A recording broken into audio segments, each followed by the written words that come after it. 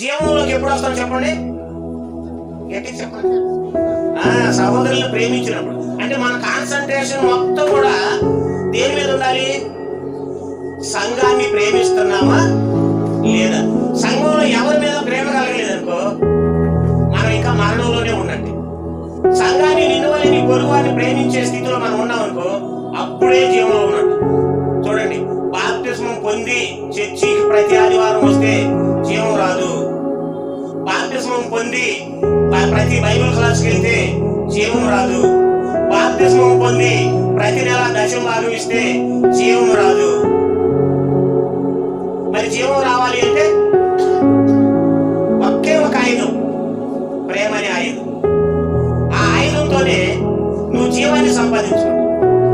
ఆయుధం లేదనుకోండి మనం మరణంలో ఉంటే ఎంత చర్చికి వెళ్ళినా 30 సంవత్సరాల మందిరానికి వెళ్ళినా యేసు ప్రభు చెప్పిన ప్రేమ మనలో లేకపోతే, మనం ఒకరినొకరిని ప్రేమించుకోకపోతే మరణంలో ఉన్నట్టే. నీ సంఘం ఎంత పెద్దదైనా